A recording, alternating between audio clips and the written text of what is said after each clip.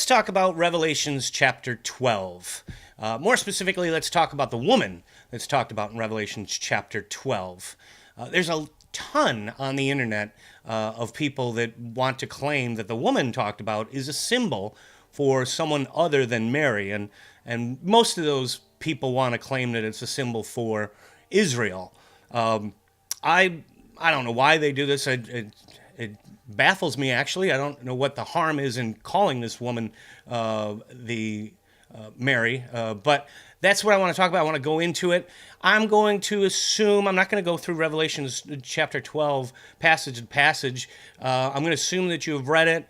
You can stop the video if I make reference to other passages. Stop the video and look at the passage. But let's get into it and talk. You don't need, this one to me seems very cut and dry and very on the surface. The woman is Mary. It just seems very simple to me. So if your pastor is telling you, if you're Protestant and your pastor is telling you that this woman is something other than Mary, then take note of that. That this one's a very piece of cake. You don't have to go to college to get this one. So first of all, Revelations, everyone believes that Revelation was written by John, the beloved disciple, who also wrote John's gospel. Now, at the beginning of Revelation, John is writing to 7 churches. All right, those churches are predominantly Gentiles. Those are the ones Paul started. And you have to ask yourself before going into this, who did John want those people to believe the woman was? These are uneducated Gentiles, and the Jews were educated somewhat in religion, but these are not, smart people of these churches. They're not scholars. So who did John, when he wrote this, did he want to throw symbols around and hope that they got that? Or what was his intention when he wrote this story of the woman? Who did he want those people to know who this woman is? So Revelation is very similar to Genesis chapter 3. You see the same 3 characters in Genesis chapter 3, verse 15. You have the woman, her child, and the serpent in 3:15. And then in this one, you see the woman, her child, and the serpent. So these stories intertwine. In chapter 3, the punishment for Eve for eating the forbidden fruit was the labor pain. She would have a great pain in labor. That was a punishment. And you see that in this chapter when the woman is introduced. She is with child and has great labor pain. So those are similarities too.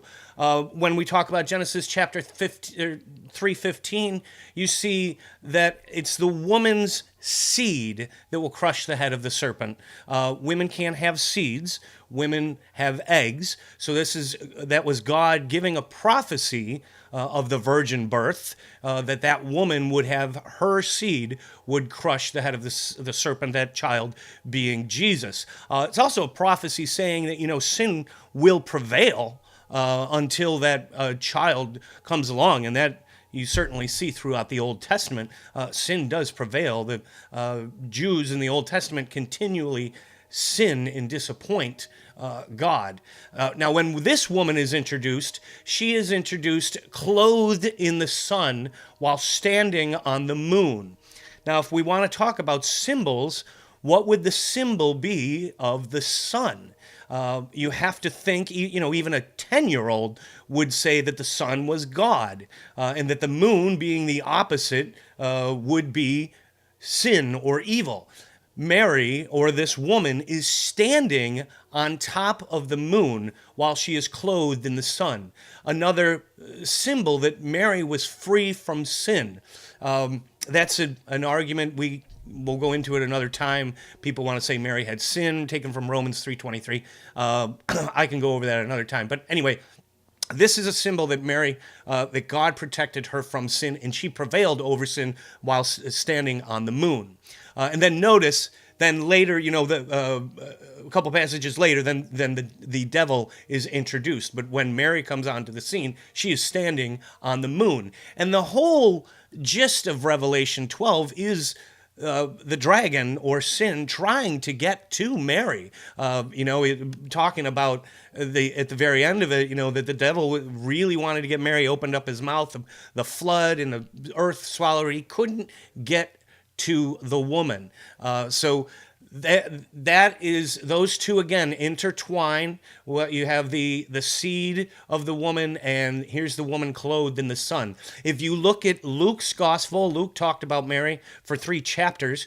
Look at Luke's gospel 1:46. That's the song of Mary. Mary says that her soul magnifies the Lord. Now, if Mary had sin, could she magnify the Lord, or would that detract or deter from the Lord's glory or the Lord's greatness? If she had blemish, she could not magnify the Lord's glory or the Lord's greatness. So you see that in Luke's gospel. Now, John, being the writer, intertwined those two stories. He also gave you further evidence. Go into his gospel. John chapter 2, verse 4. The wedding of Cana. Jesus, they run out of wine, and Mary tells Jesus, do something about this. They're out of wine, and Jesus doesn't want to do it. He's reluctant to do it. He says, "Woman, this does not concern me." Notice he doesn't call her Mary. He doesn't call her mother. He called her woman, and he's not disrespecting her. That is a commandment: honor thy mother, thy father. Jesus is not disrespecting her.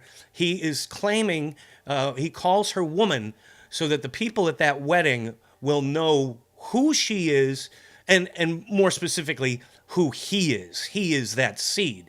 She is the woman from Genesis 3. He is that seed. And funny thing about that is John shows you that she's the woman. They do it again, John and Jesus, I should say. Jesus does it while he's dying on the cross. So here you have the beginning of his ministry at the wedding. He hasn't done any miracles. He calls her woman, letting everyone know, hey, this is, why did I call her woman? That's specific. And he does it again at the end of his ministry, dying on the cross, John 19:26. He calls her woman and gives her to John. This is your family now, to the beloved disciple.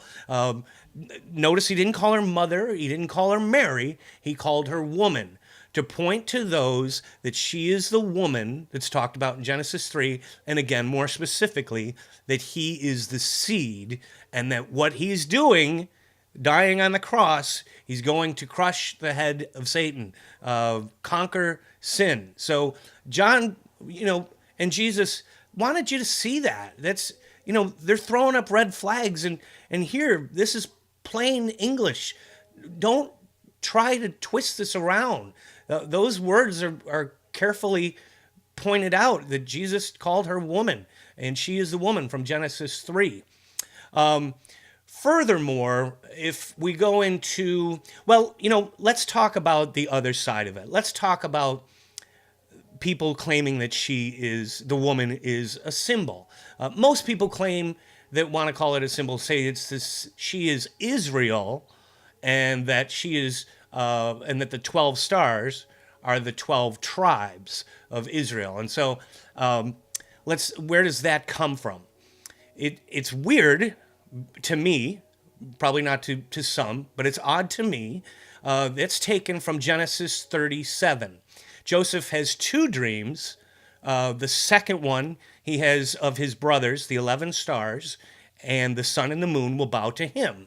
And it's the second dream that they take and put it into this one, and say that the 12 stars were the tribes, because the brothers of Joseph all turned into the tribes. Why that is odd to me is number one, that dream has nothing to do with the woman, has nothing to do with Jesus, has nothing to do with Satan, and yet they want to talk about that's what she's introduced, and that's who this coming from that story is. Well, additionally, if you look in Revelations 12, if you want to call the woman Israel, go to the end of Revelations 12, I believe it's 17, and ultimately the dragon can't get the woman. He can't get her. He can't touch her. He opened up his mouth. He tried to flood the world, and the earth opened up and took all the water. And so ultimately, he can't get her. And he turns and wages war against her children, those who kept the commandments or the testimony of Jesus Christ. So if she's Israel, does that mean that Israel was free from sin? Either in the past, in the future? When was Israel free of sin? Did the 7 churches that John was writing to, did he want them to think that Israel was free of sin and that the devil was going after just the Gentiles, those who kept the testimony of Jesus? Because it really wasn't Israel that kept the testimony of Jesus. It was the apostles going out and converting those outside of Israel. All the churches that Paul started and the apostles started, those were the ones who kept the testimony of Jesus. It wasn't Israel. And how could Israel be free of sin when the entire Old Testament is about how we as people sin and continually disappoint our God? So that doesn't make any sense, the last line, if she is a symbol for Israel. Furthermore, if she is a symbol and the stars are the tribes, then in the same paragraph, the devil sweeps his tail, or the dragon, and wipes 1/3 of the stars down, and they fall to the earth. Now, are those stars tribes too, or are those specific people like the saints? They have to be specific people. And then those stars on the garland or the crown have to be specific people as well. John would not have a symbol for the tribes in one sentence and turn around and make these stars a specific person in the other sentence. You're not keeping with the symbolism. The stars were the apostles, because in Mark's gospel and in Matthew's gospel, Jesus tells his apostles, John is one of them, they will rule with him to judge the 12 tribes. Look in Matthew 19:28. You will sit on the throne with me to judge the 12 tribes. Now, this would be sending, if those were the 12 tribes, that would either be A, lying to John who's writing this, or certainly confusing him. No, exactly the opposite. John is one of those stars, and he knew that, and that's why he wrote that. So that the symbolism doesn't hold when we're talking about the stars. In fact, it gets all messed up. Let's go even deeper. When you talk about Revelations chapter 11. Go to the end of chapter 11 when the ark is introduced. And behold, I saw the ark of the covenant in the temple. The ark is the ark of the covenant of the old, and then Mary is introduced. Now, we as Catholics believe that Mary is the new ark.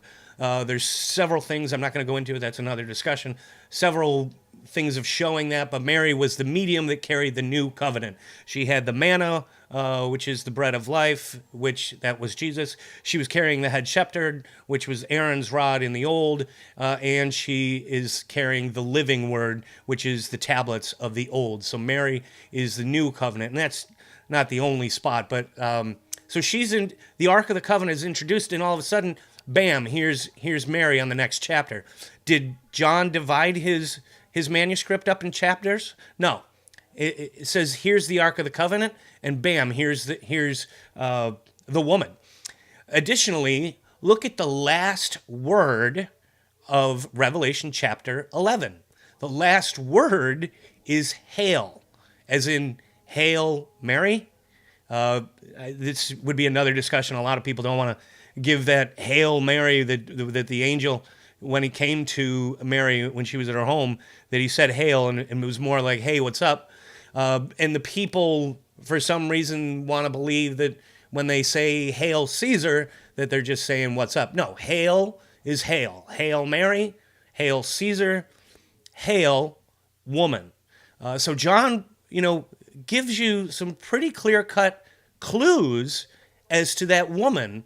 Oddly, 1,500 years later, 2,000 years later, people want to take John's words and twist them up and say he was talking symbolically here and not here, but here and not here.